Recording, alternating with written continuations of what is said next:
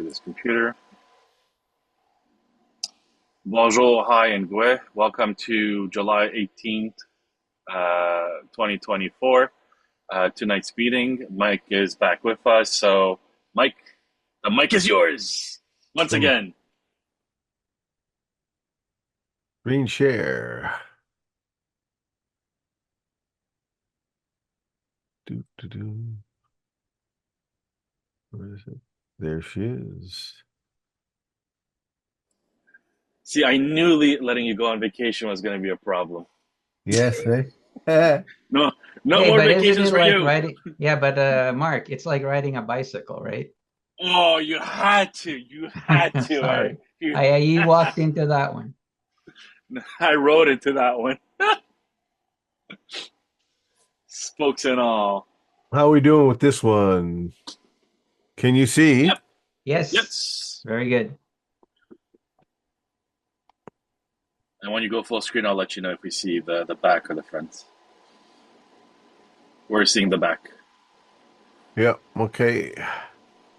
Display settings, yeah, and then the Yeah, first one. yeah. Where? Yep, All there right, we go. all right, Bonjour, Mikey.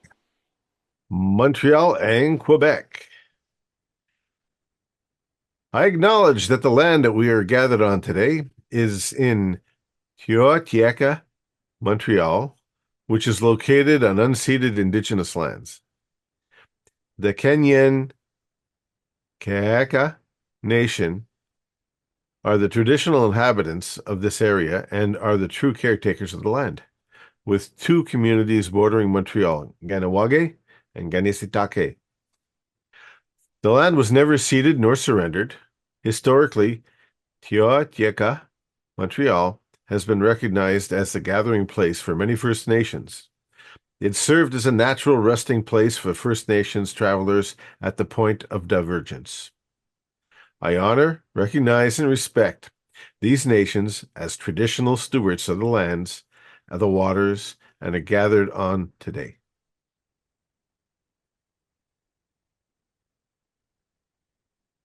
So, in news today, uh, Federal Immigration Minister's office was vandalized in Montreal, and they did a heck of a job on it. They broke the window, they spray painted the inside, they spray painted the outside. Um, this kind of stuff has to stop. Doesn't matter if you like or you don't like the person or their party or whatever. Um, in order to be able to have a proper society, we have to have civility. And when we lose civility, anarchy and mayhem start to take precedence. So this is definitely something that needs to be um, denounced. Next, here's a look at the Ilotort bridge that's under construction and repair. So we see one of them that is under construction and the other one is being repaired. So this is going to have a huge price tag, which comes from poor planning because they let the bridge go for such a long time. It was being repaired since 2002. I remember repairs were always going on it, and they should have taken steps earlier to get a bridge going to prevent the mayhem that's happening right now with the traffic congestion and landlocking the people uh, uh, in their respective communities, whether they're going north or south on the bridge. Quebec court rules against Concordia University's attempt to pause the tuition hikes. So the tuition hikes remain. Uh, Anybody wanting to go to the Concordia or McGill University will have to pay the exorbitant rate because they're Anglophones if they're coming from out of the province. Um, I'm sure the Concordia will probably take it a step further, but for now, it's business as usual with CAC. Though a homeless encampment was taken down, many tents remain in the Montreal area. So what's happening is there is a severe housing shortage.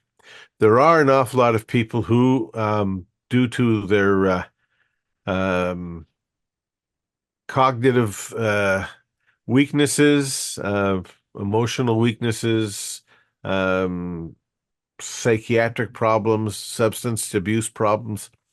They are unable to find proper lodging and they are living in tents in squalor. Um, it's something that really needs to be addressed. It hasn't been addressed. It's always been something that people wanted to shove under the rug. Uh, it These people won't go away even if you tear down their little tent cities. They're going to go somewhere else. Not only are they in Montreal, but they're starting to spread now onto the South Shore, the North Shore, and different areas. So it is very important to address this problem, and that's been a item of neglect for such a long time that it's really manifesting, and it's just about almost out of control. And ladies and gentlemen, mesdames et messieurs, Mark Perez. Please hold your applause. Thank you. Place the current share. What do I want to do? Do I want to share my PowerPoint? Yeah, just going to share my PowerPoint. Let's see. I'm here. All right. What do you guys? Oh, I'm sure you guys see the opposite. Swap this place. Now you see it, right? The That's full screen. beautiful, beautiful. Merci, merci. Full screen, yeah. Merci à tous, tous les bénévoles. Thank you to all the volunteers who make this possible. Bonjour, hi, and gue. Without the volunteers, sans les volontaires, tout ceci ne serait pas possible. All this would not be possible. People keep asking me, how am I capable of achieving so much and doing so much and taking on so much like a premier, like a future premier of Quebec would. And it's because of you and the delegation and for everybody stepping up and wanting to do something to participate and to help for a better Quebec. So this is bien le Parlons du Québec, the Let's Talk About group. I am the organizer of the Coalition of Independent Thinkers. And if you'd like to join me, you can always give me a call at 514-963-7685 and by email at info@parlonsdu.quebec. This is just our general info. If you wish to pause the screen and read about it, what we are, who we are, our raison d'être is here. Very clear, been very useful. My history, bottom line is that I was born in 1981 and I'm a child of 101. So I went to French school, so I know both sides of the fence. I'll leave this up for a few seconds so that you can read it on your own or pause the screen. I'd like to thank all the thinkers who have participated in the thinking that's been going on since the inception of the Coalition of Independent Thinkers. Parlons du Québec, let's talk about Quebec. Sans vous, tout ceci serait impossible. Without you, all this would be impossible. Les prochains événements, the next event on July 26th, we're going to have a bike path injunction update at a church on 777 Avenue St. Rochs. Registration is mandatory. Space is limited. There will be a Zoom link. As long as you register, you will get it. So we need to know how many seats we need to buy for the Zoom link. So please register for that. August 20th, we are going to have a rally and a meet and greet in the Eastern Townships. The location is going to change, but we're going to be providing some updates next week on that event, and we'll keep everybody up to date on that one. So, le plan de match, the game plan, we are now in phase 3. We're moving out of phase 2. We're still discussing what's going to happen with the think tank. We were thinking of easing it out as we get closer to September because of the next slide. I'm about to show you why.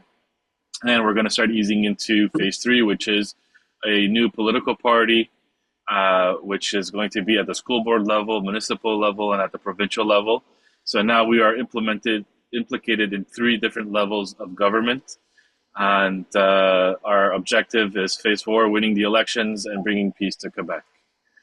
So, I'm breaking news here. We've officially registered um, our party's name. It's officially done, and now we're gonna have to wait until the DGEQ comes back to us and confirms it. So, the name is Alliance des Nations Unifiées, Alliance of the Unified Nations, and the story behind that is that Canada is a nation, Quebec is a nation, and the First Nations are nations, and it's about time that there is a party that shows up to represent all three, and it stops being a fight about one and the other. Are we federalists? Are we Quebecers? Are we nationalists? And the poor First Nations that have been crushed throughout this throughout the whole history, and we dug up their graves recently and stuff like that. And I'm horrified to see that we're still fighting about Canada and Quebec, and we're not unifying.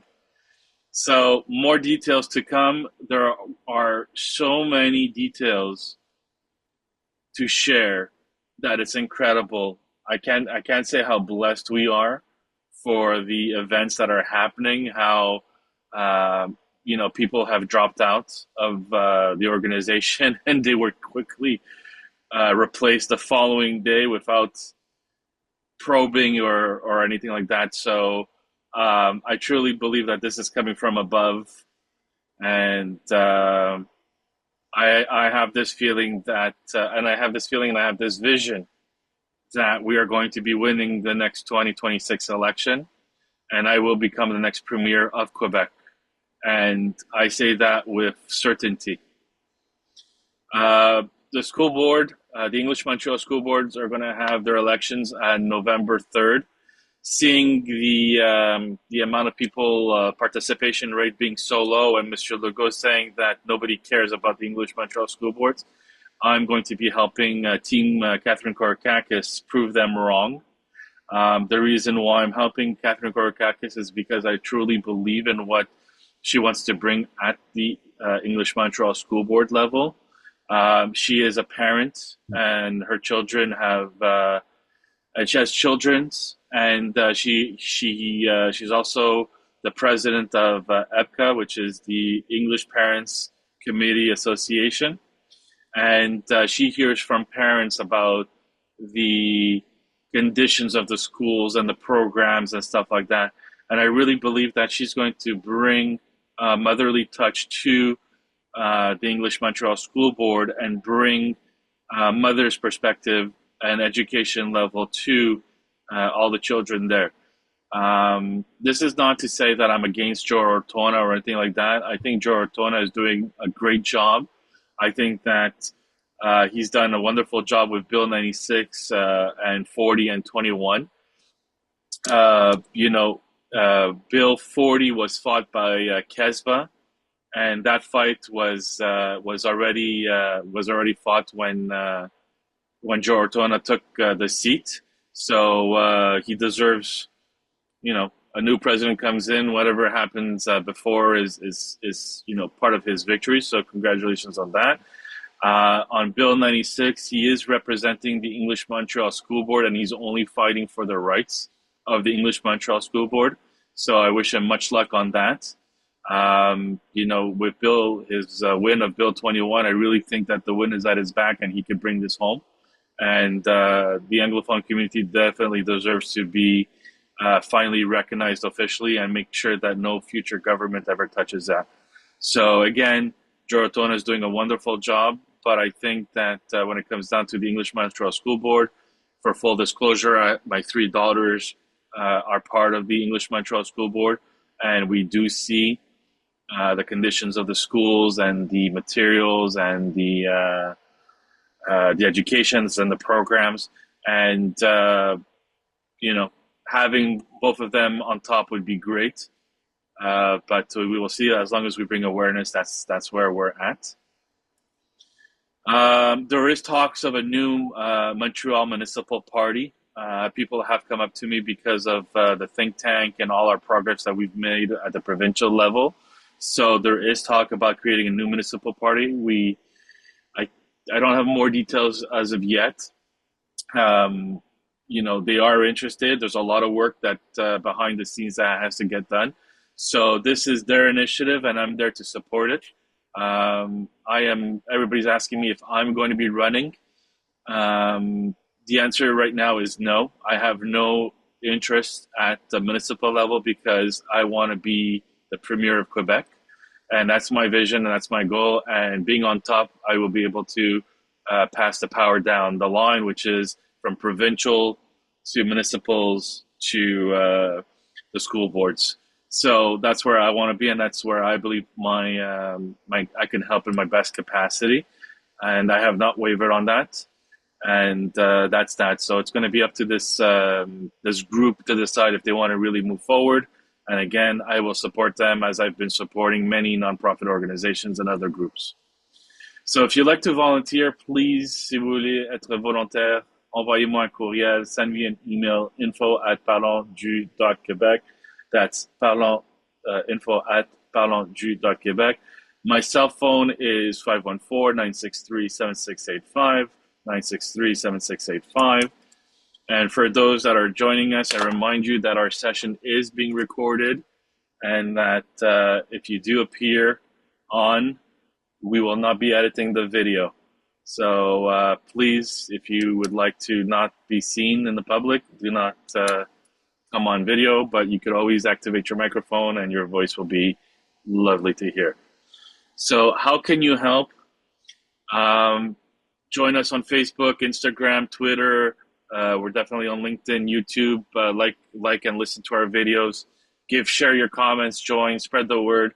Write a Google review. That's how we get the word out, and that is the success. So if anybody's really looking for how we do it, this is how we do it.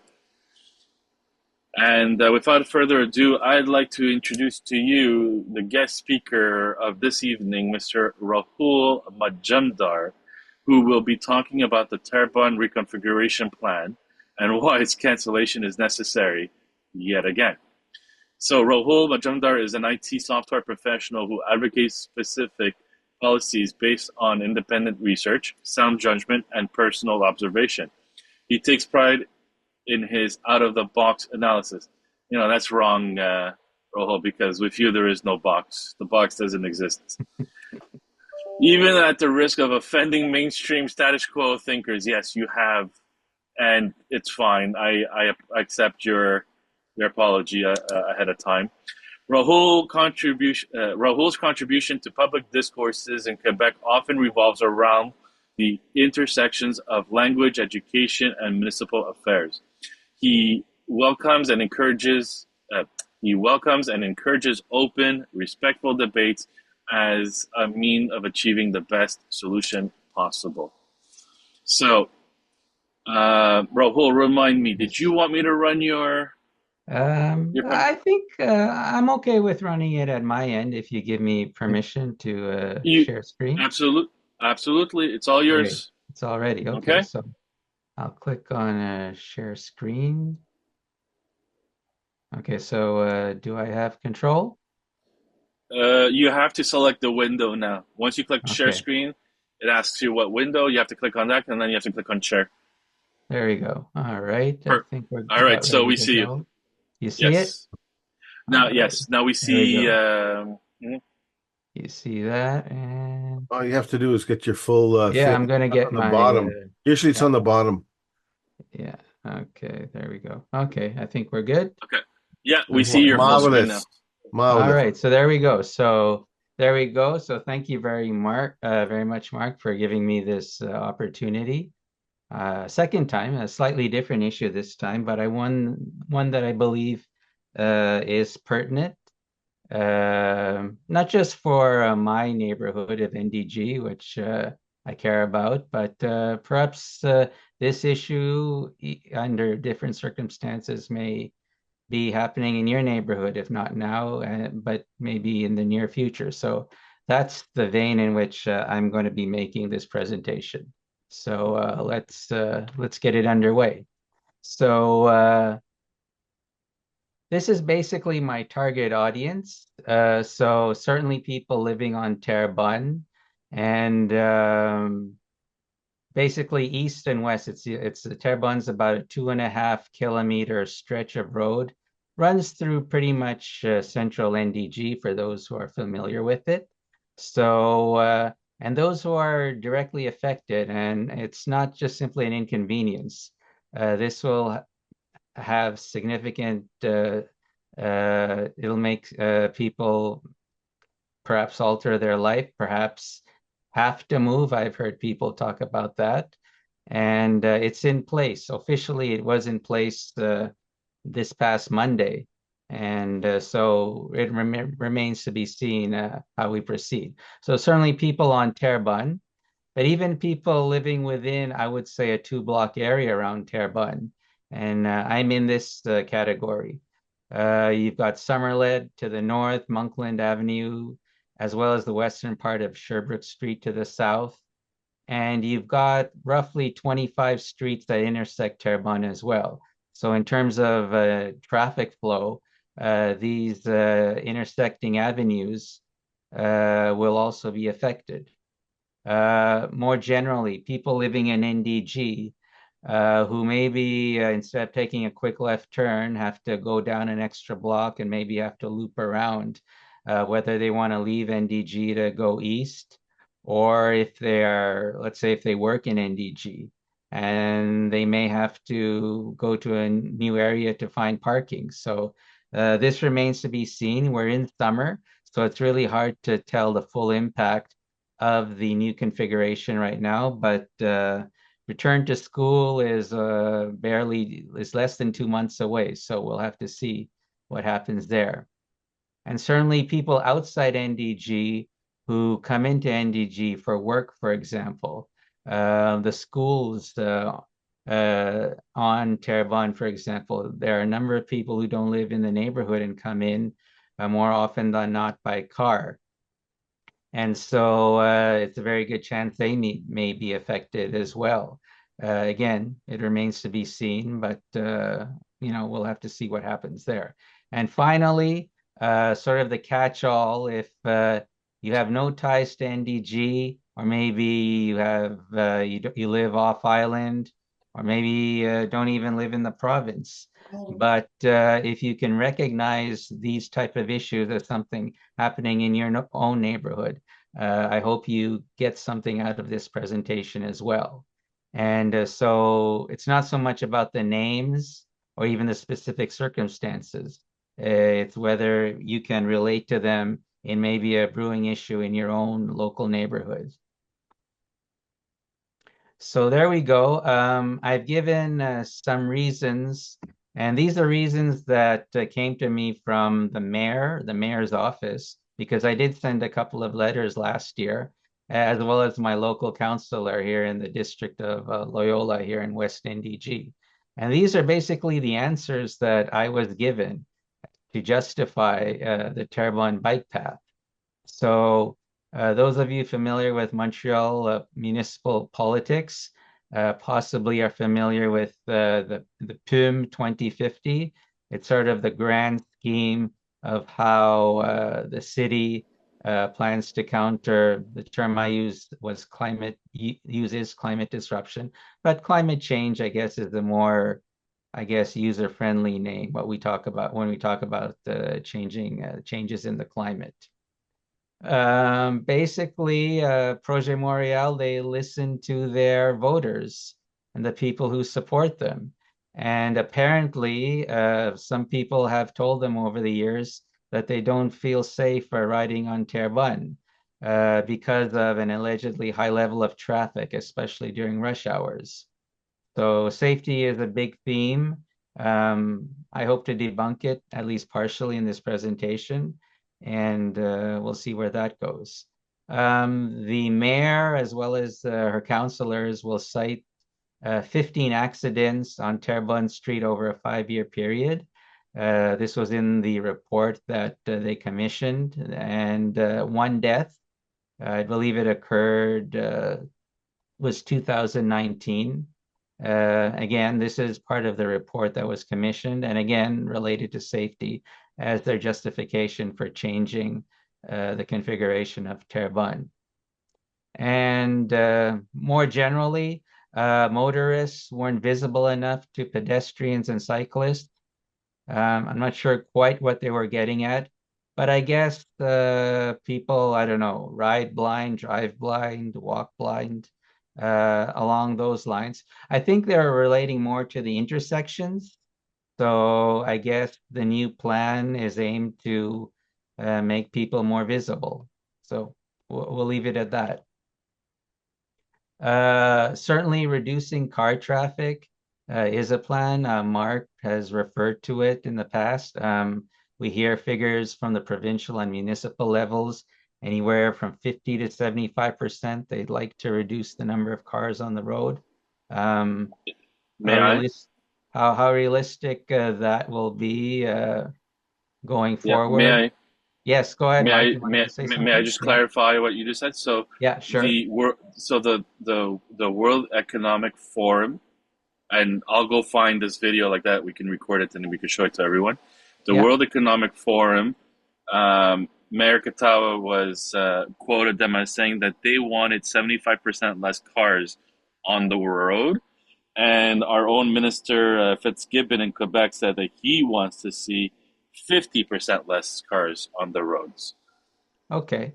Okay, Okay. that sounds quite accurate. So I believe NDG, they estimate there are about 60,000 cars on the road. I could be wrong. So let's say go from 60 to 30,000, I assume by 2050. That is sort of the underlying plan, I guess, certainly from Projet Montréal. Not too sure about the opposition at this point, but we'll have to see. And finally, making intersections safer and at the same time retaining enough parking spaces. Unlike the 2020 plan, which I referred to briefly, under former Cote-Neige NDG Mayor Sue Montgomery. So they sell this as a better plan than what happened in 2020. There was a plan, the bike plan was partly implemented. I believe in the spring it was COVID, and all of a sudden we had a bike path, but a few months later we didn't have a bike path. So allegedly this is better. So basically, as of July 16th, so really it was just a couple of days ago when the entire bike reconfiguration was completed. The basics, if you live in the area, are fairly straightforward.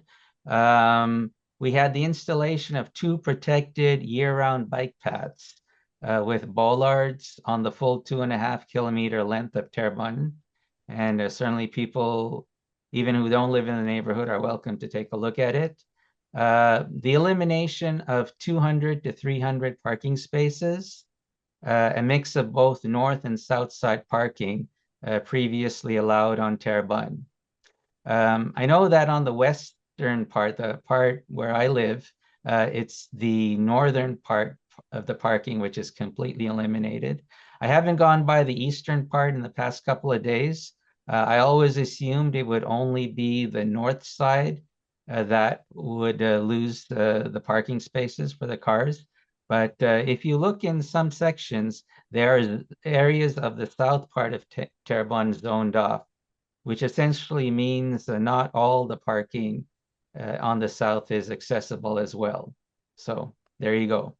And another interesting part of this plan is that Terrebonne is now segmented into three distinct areas for motorists. One way east from Cavendish Boulevard, for those not familiar with Cavendish, it's a busy north-south thoroughfare in the NDG section of Montreal to Girard Boulevard, which is just east of Décarie. And Décarie obviously is next to the Décarie autoroute.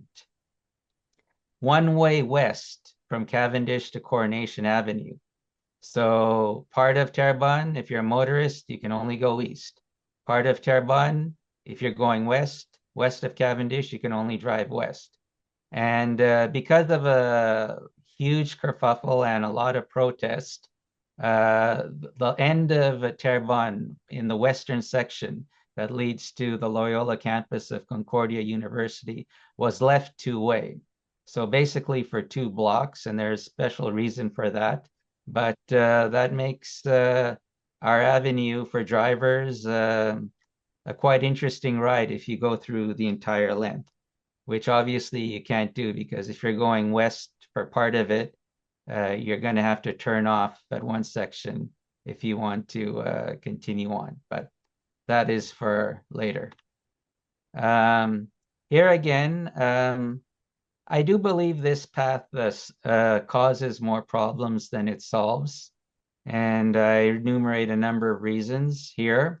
The PUM, the PUM, is a Projet d'Urbanisme et Mobilité 2050, again, referring to the plan that the city has for trying to combat climate change, I believe is an ideologically driven, aspirational document that has little bearing on the reality of NDG residents today, let alone Terrebonne residents.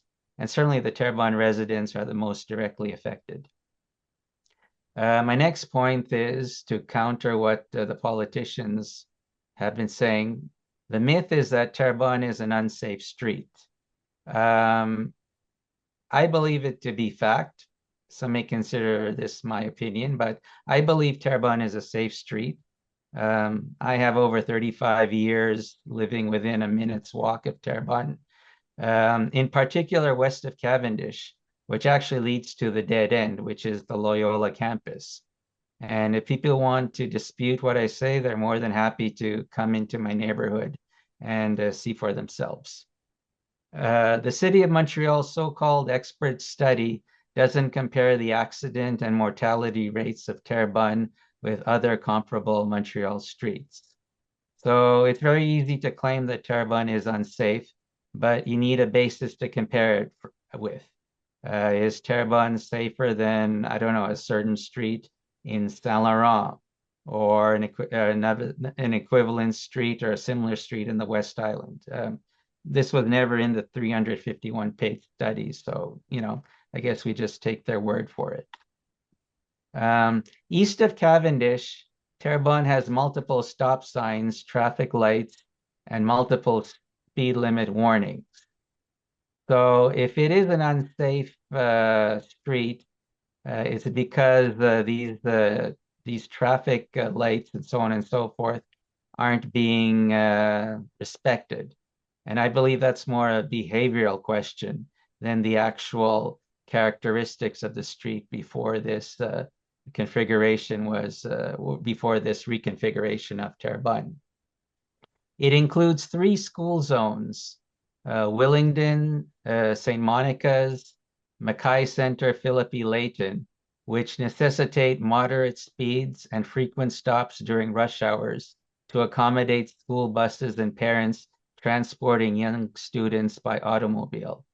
For those who are not familiar, Mackay Center and Philippi Layton are specifically catered to children who are either deaf, blind, have trouble communicating, and various other disabilities. So clearly, if you've read the Gazette in recent weeks, the parents understandably are quite worried about what the loss of the parking in front of those schools will do this coming fall.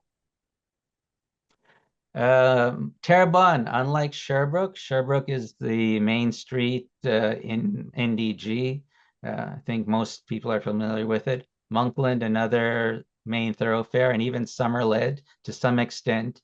Terrebonne is mostly residential, with the 4 schools that I mentioned, seniors' residences, and parks. And here again, I'm giving my own experience. You can take it for what it's worth. And certainly very few large vehicles, certainly no trucks, if any, use Terrebonne to traverse NDG. I come into another myth-fact combination. This reconfiguration, I've called it Terrebonne 2.0 in my article that I'll talk about at the end.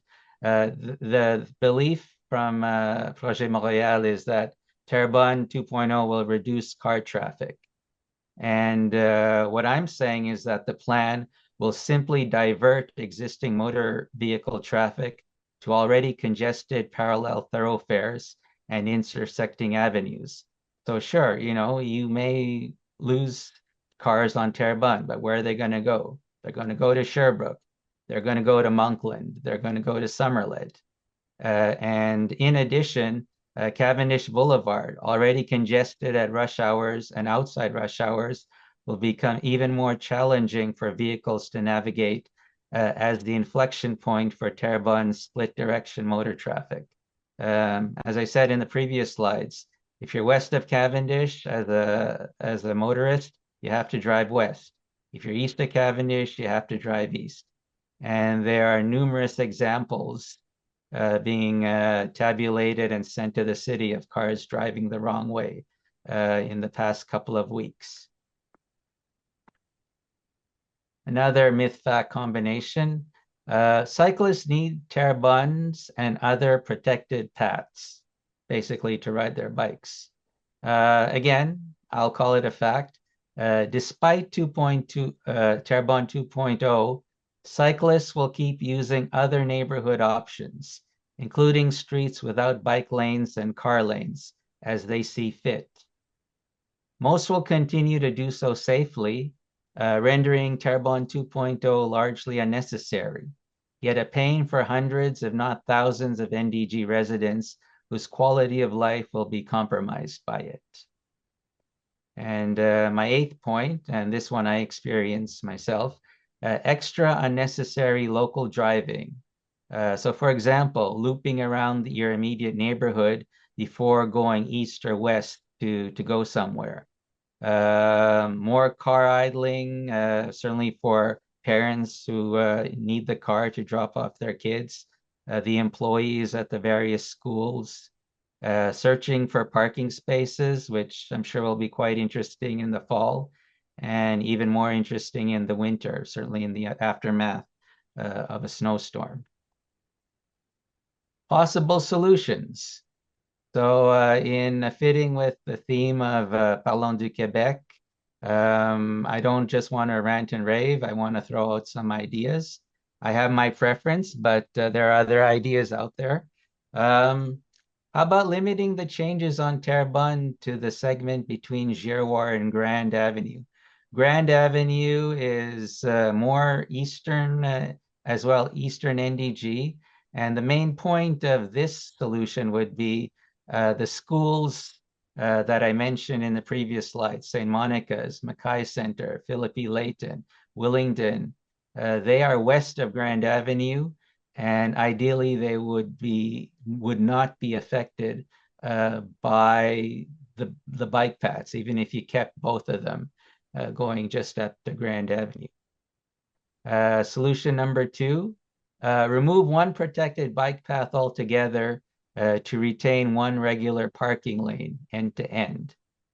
Again, it would be a good measure of the popularity of the bike path. I mean, you'd have to choose going east or west.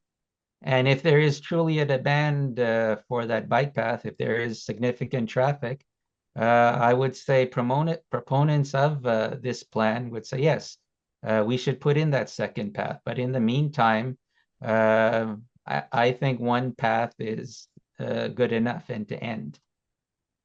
Using the June 13th, 2021 Terrebonne Working Committee report submitted in the aftermath of the failed 2020 bike path as the basis for a compromise. For example, one protected end-to-end bike path, one-way end-to-end motor vehicle traffic. I would presume it'd be eastward, but maybe people would decide westward is a better option. And the maintenance of most parking spaces on both sides of Terrebonne. This idea came out of that working committee, but what happened?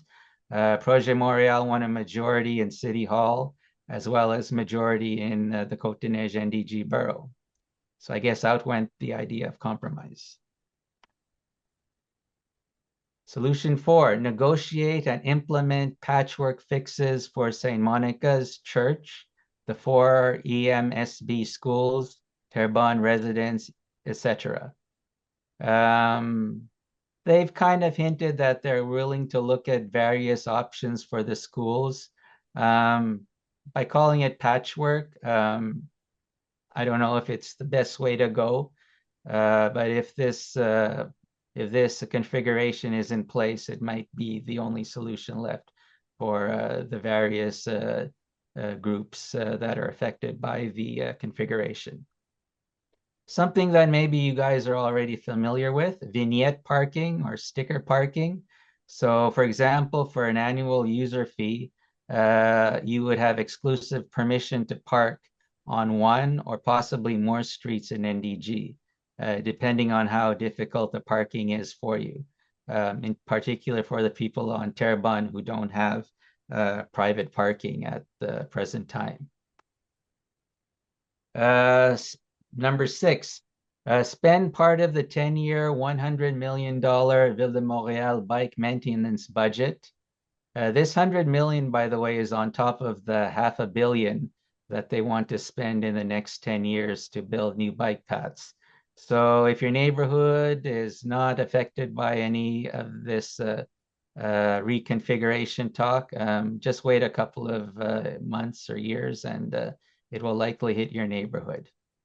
Yes, and yes, improving existing NDG bike lanes, most notably those on de Maisonneuve and Fielding Avenues, the latter being a mere 2 blocks north of Terrebonne Street, the former leading to one of the 10 most dangerous intersections in Montreal. And this was according to a study by McGill University on the 10 most dangerous intersections, according to cyclists. And this was in the news, by the way. You can certainly take a look at the article. Yeah, I remember hearing it. Yeah, you can certainly look it up. And now seven, something perhaps Mark is somewhat involved with, legal options, individual or class action lawsuits, injunctions to demonstrate harm, loss of quality of life, and/or financial hardship to aggrieved parties resulting from Terrebonne 2.0. Option eight, electoral politics. Throw the bums out, in other words. Projet Montréal, you're out. Ensemble Montréal, you're in. And like magic, the reconfiguration plan will be canceled. Unfortunately, things are not that simple. There are reasons why that I won't get into right now, but certainly it is something worthy of discussion. Finally, my solution, and it's my favorite number 9. Cancellation of Terrebonne 2.0 as it exists today, followed by a formal and transparent public consultation process. I believe if this is an awful plan, so cancellation has to be number 1 for me personally. But I am not anti-bike path. I am not anti-cyclist. But I do believe in a true public consultation, not an information session that we were given last November, where we were basically dictated to as far as what was going to happen and what in fact has happened this summer. This is another idea of mine that sort of popped into my head when at the meeting at St. Monica's church now about a week and a half ago. And it's a novel concept. Let the residents of NDG decide whether or not they want Terrebonne 2.0. So how would we implement the thoughts of the electors of NDG? Well, how about a referendum question for the 2 districts? Loyola and Notre-Dame-de-Grâce. And I have a suggested question. Do you agree that the Terrebonne Street redevelopment project implemented by the Côte-des-Neiges Notre-Dame-de-Grâce Borough in July 2024 must be canceled and followed by a formal public consultation process? Fairly straightforward question. My reasoning and what I've heard from some people is that it's too expensive to put a question at during the time of municipal elections. And by expensive, they're talking maybe $100,000. Keep in mind that the bicycle budget over 10 years is 600 million. So there's my short answer to that criticism.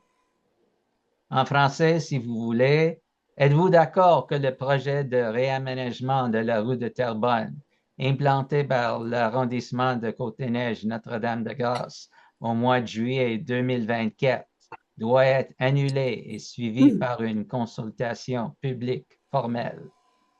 So there you go. We try to be bilingual as much as possible in NDG.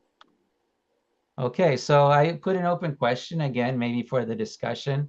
Will Terrebonne 2.0 be canceled before the next municipal election in November 2025? We have precedent from 2020.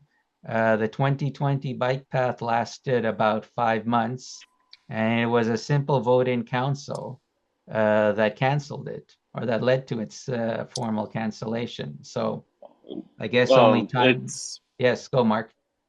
so a couple of things about that. There was a lot of complaints of the to the ombudsman about the bike path, and also it was a an election year. They were falling into an election year um, the following year. So to me, it sounded like they were strategizing on winning the next election because they knew that there was so much contention on the Terrebonne bike path that they were going to lose. You know, for Peter McQueen to vote to repeal the bike path and to throw Sue Montgomery underneath the bus. To me, it was just a political move because they knew that once they would get reelected, they would be able to do exactly what they did right now, which is basically pass it through with no consultation. Yeah, excellent points. For those not familiar with the 2020 situation, Projet Montréal actually had a majority on council, like they do today. Three out of the five councillors are Projet Montréal. But there were other circumstances that, again, I won't get into right now. But again, time will tell. Will people complain at a high enough level to get political attention? It's really the one vote on council, assuming that Ensemble Montréal would vote no again to the proposal. You have to turn one vote. So again, there's about a year and a half to go. We shall see what we shall see. Okay.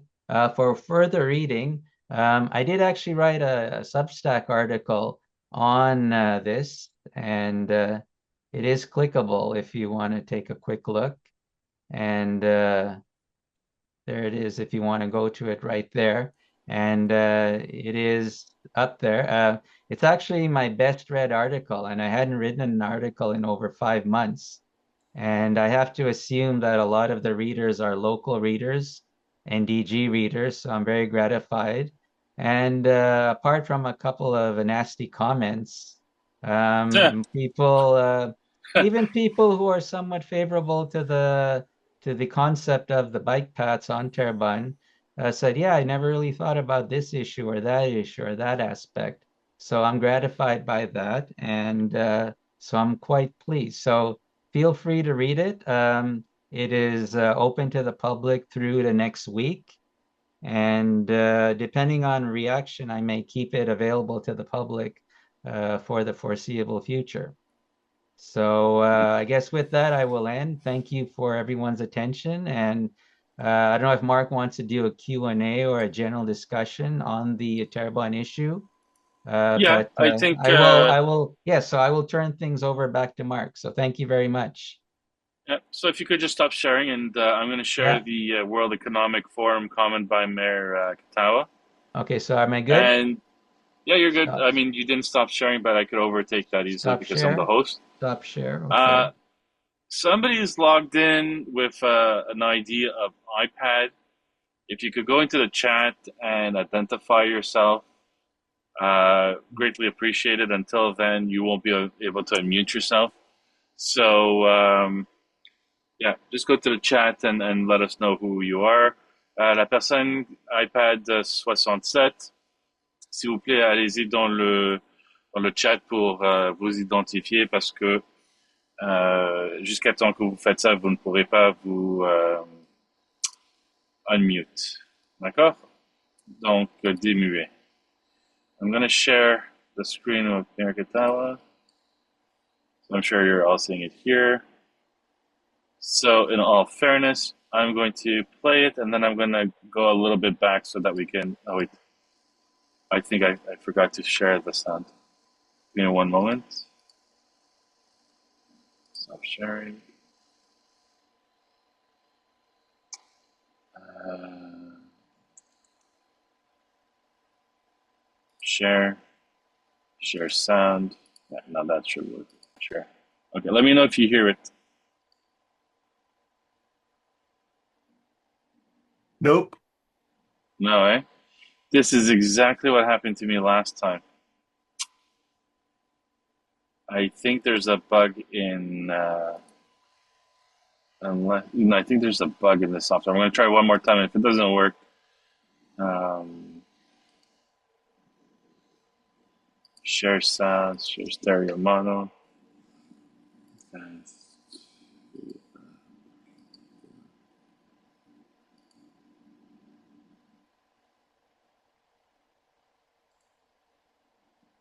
hmm.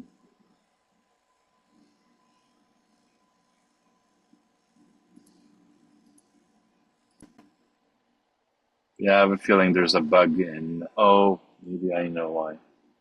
System settings. I never thought of this. Hmm.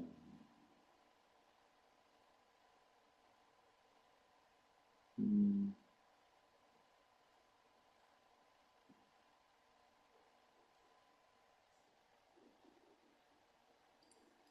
I think I know exactly what the issue is.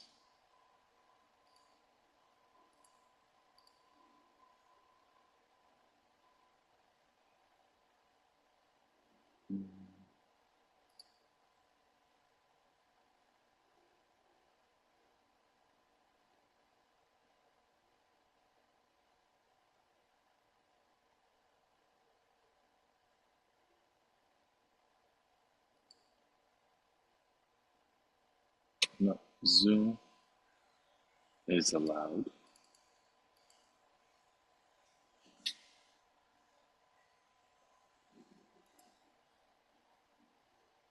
Okay, I have a feeling this is not going to work.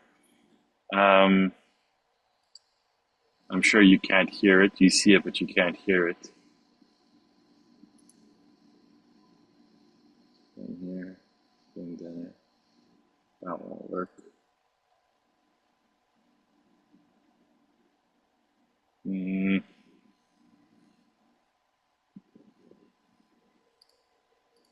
mm, where are you?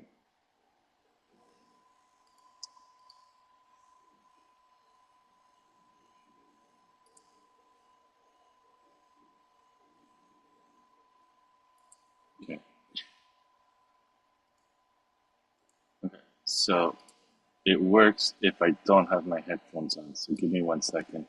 Same as my computer.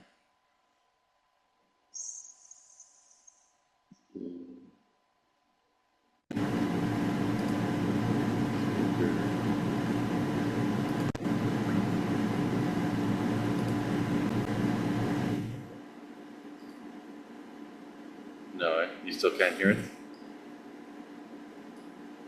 Oh, you wouldn't be able to hear me anyways because I disconnected my headphones. Okay. Something that I should check for next week because I can't have this when we have 3,000 people trying to listen in on us online.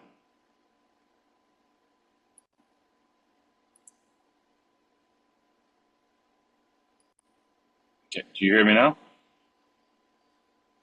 I hear you.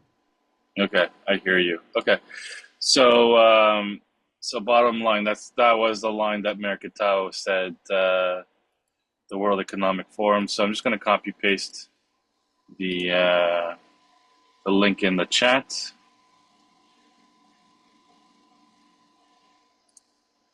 Oh, it's exactly bottom line. What Mayor Katawa said was that we need to we in order to reduce the congestion, we need to continuously work at reducing the number of cars on the streets, and even the WEF said that we need to reduce the number of cars by 75%. So she's there saying that right there and then. Projet Montréal, I have to say, has been doing a lot of weird stuff. Like they even have a flyer that says that in order to save the planet, we should all have one less child. So that's pretty freaky. So it goes to show what a kind of plan and agenda. And a lot of people say that we're conspiracy theorists, but we're not. It's just stuff that they keep saying, and it's being repeated constantly. Fitzgibbon Fitzgibbon has said the same thing, that he wants to reduce the number of cars in Quebec by 50%. So, so that's that. So, Rahul, thank you very much for your presentation. Greatly appreciated. I think that we need to have some graphs up and running to show more or less the streets and the configurations. I liked when we went to the July 6th event with Irwin.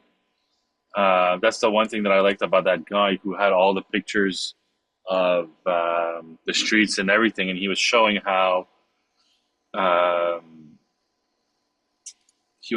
how like you were saying, how the idle time, because they wanted to drop off their children here and there, so they have to go here and they have to do that and they have to do that circle.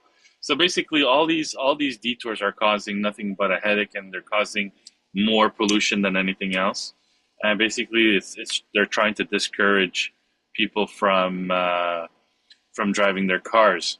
And even today, I was driving down a street where construction was all along the carry.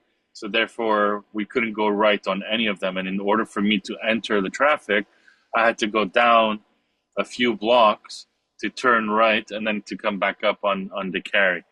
So it just seems like they're trying to do everything that they can to get us off the cars. And I mean, there was another video with ex Project Montreal guy saying, we have to change their habits. We're going to force your habits. We're going to force you to drop your cars and stuff like that. And anytime there's somebody who's trying to force stuff on us, it's not freedom.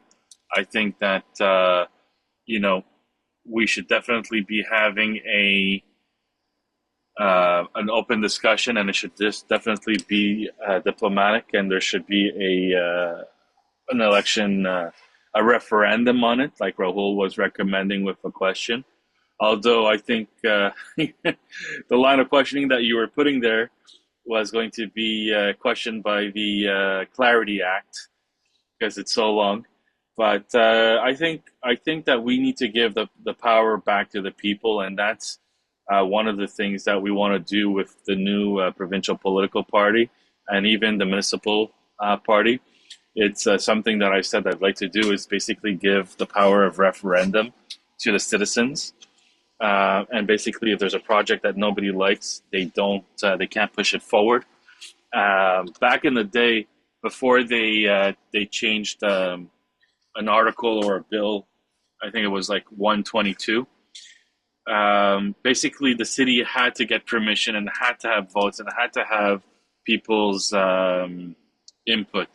And they did certain modifications to the law that basically sort of gives the city a green light. But again, it's a law that's being abused and it's not being done properly. So I look forward to our injunction. I think it's going to be surprising a lot of people, and it's definitely catching the ears of the power above, and people are starting to worry so much so that all they could do now is on Facebook and say that we're nothing more than taking people's money, which I wouldn't I wouldn't suggest that. I would never do that. I would say that we're presenting the facts, we're presenting our case, and if people want to donate, that's their call, and nobody should say whether somebody should be or not be doing that. That's completely wrong. So Rahul, you have your hand up, and if you have any questions, by the way, just raise your hand, and you'll be the next speaker in line. Rahul? Okay, so first of all, thank you to the live audience.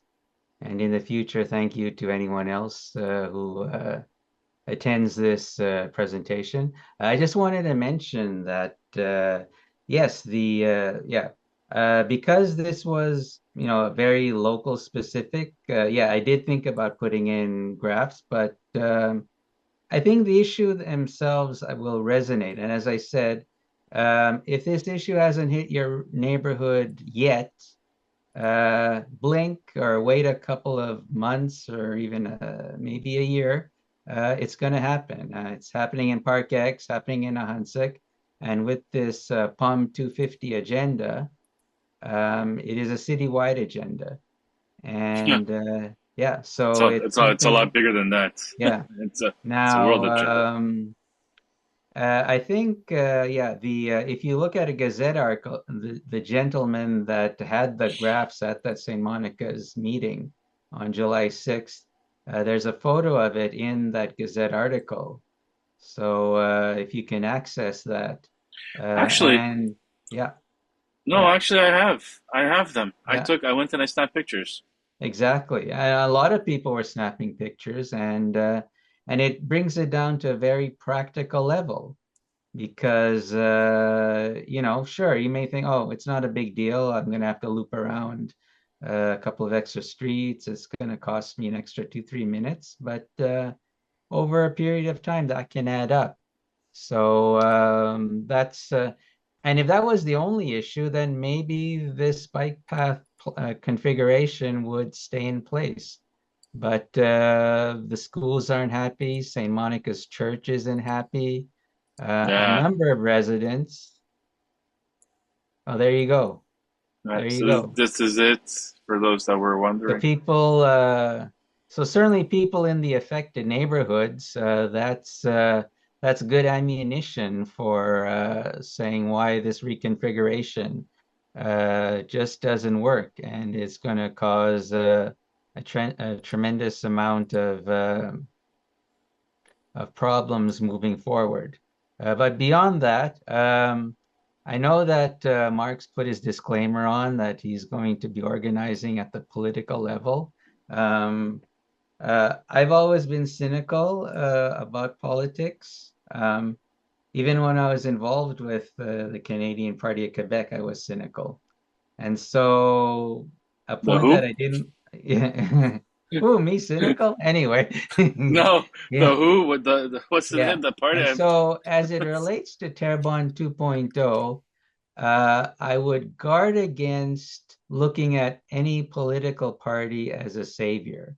It's one of the reasons why I proposed the referendum, Yes. because as I said at the January 6th meeting when I was given the microphone, the idea is to make it as apolitical an issue as possible. Whereas you could look at it at the merits, you could look at the project on its merits, and if indeed we had this referendum and a majority or close enough to a majority said, no, we agree with this bike path, then we would have to accept it because the people spoke and they said, yes, this is the direction that we believe NDG should go. And but people need to speak. And unfortunately, we've been spoken down to, not just in 2020. Well, 2020, they did it under cover of the night, as I recall. One day there was nothing, and then all of a sudden you had this bike path appear.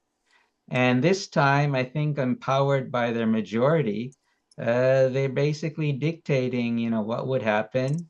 And I don't think that's very respectful of your electorate. No. So I think we have to keep talking. I think the fact that maybe people go after Mark and others, it's because they're bringing a different point of view and they're maybe scared that they may be actually people like Mark may actually be representing the people more than they are. So, but that being said, I would say stick to the issue. If a political party in the future is willing to put cancellation of Terrebonne 2.0 on their platform, on their agenda, so much the better. But I think it's going to come down to a lot of grassroots pressure directed towards the current party and indirectly the current opposition party, which has not declared and in fact has gone the other way. They've gone out of the way to say they can't promise that Terrebonne 2.0 would be canceled if they achieve power. So I'll leave it at that if people want to comment. Yeah, I was there and I heard it, and it sounded more like a political rally on July 6th than anything else. Definitely Sonny's call for people to come and join his party so that they could change the things within. I think that's already a position of weakness where if your people if you're a part of a party and they don't want to listen to you and already there you need to bring in people to help you change internal workings of a party, I think that's a very weak position to be in. So so bottom line, you know, I was there. I gave a speech. We were guest speakers of that event. Twice we were passed over from the host, so that was very disappointing. And I'm saying this because if people find the video, they're gonna see that I was very upset and disappointed in what I was saying, and my tone was like bitter and angry. It's because they invited us, and we were supposed to be guest speakers. We were supposed to talk about our organization. And I wasn't even supposed to be the speaker. It was supposed to be my colleague Maria. So very disappointed in that, and that's what they took. That's the way they behaved. So yeah, I completely agree. Don't go with a political party that can't commit to saying that they're going to remove the bike path and reconsider it, the reconfiguration and stuff like that. And that's why we're building that's why people are interested in building a new municipal party. And again, for those that came late to the game, I am being asked to help build.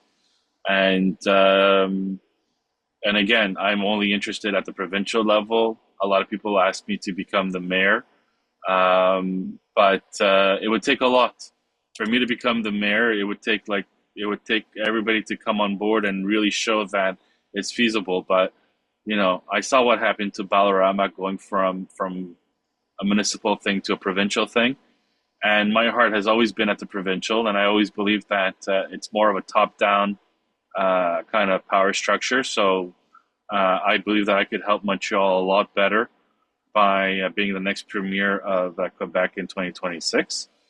And I'll leave it at that. There's no more questions. I think no more questions. Mike is there. Let me see. I'm going to allow you guys to unmute yourselves. iPad 67, if you want to say something, this is the end of the video. So I'm going to, you want to have any closing words? And then I'll stop recording and then we can see who iPad 67 is. And I'm assuming I know who it is. Mike, Yeah, any last words? no, The whole? Well, just thank you, Mark. I don't know what you plan for this think tank, Parlons du Québec. If you're moving on to bigger and better things, that's great. If you want to proceed, it's a great vehicle to not just look at issues, but look at issues from maybe a different perspective. And I think, if nothing else, this forum has allowed people to come forward on a number of issues and maybe bring perspectives that aren't seen in mainstream media and even in just day-to-day chatter. So I want to thank you for that. And definitely, I know you have a full plate in the coming weeks. So I'll definitely be looking forward to seeing what you're doing. Thank you. And if you ever need more help with Mayor Montgomery, you know that I'm always there. She no, she disappointed me. She really, I gotta say that I'm very, very disappointed in her last comment about saying that I'm asking people for money to for the lawsuit. It's it's I have a feeling that she's very, very worried that this lawsuit is actually going to pass through, and I mean she's even doing a victory party to celebrate it, and I have a feeling she feels that it's going to be very short lived, and and that's that. And I'm really disappointed. I'm really, really, really disappointed by that.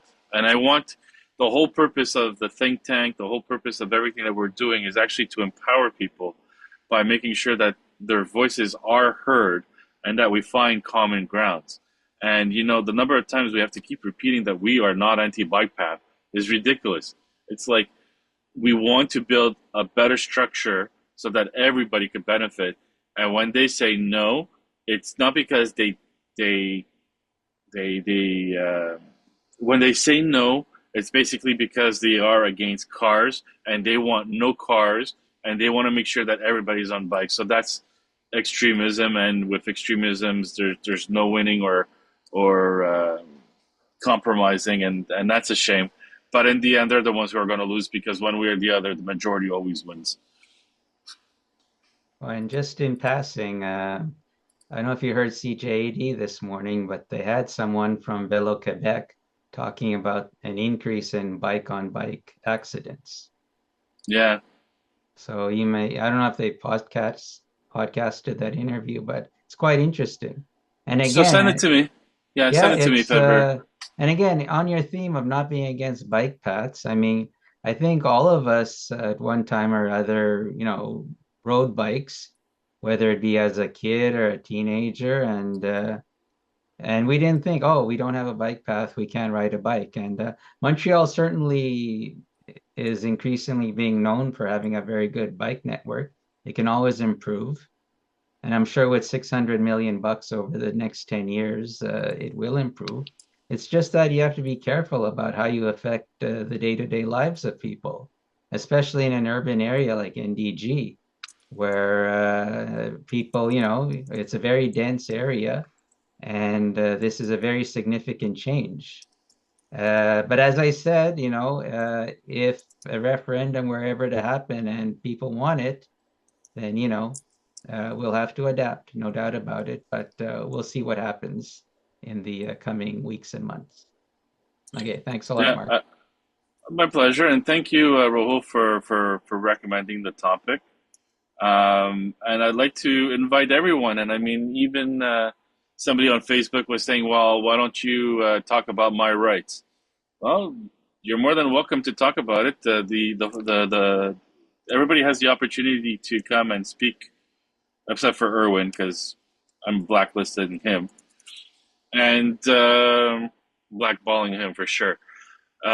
So yeah, anybody who has a decent capability of expressing their opinions and identifying a problem and providing a solution is definitely welcomed on our think tank. And that's what we do. We encourage positive conversation and exchanges. And the whole point is to hear both sides or all sides of an argument and try to see if there is a middle ground that we could meet on. So, Rahul, always a pleasure to have you. Thank you very much. Mike Crawley, welcome back. Good to see you nice in shape.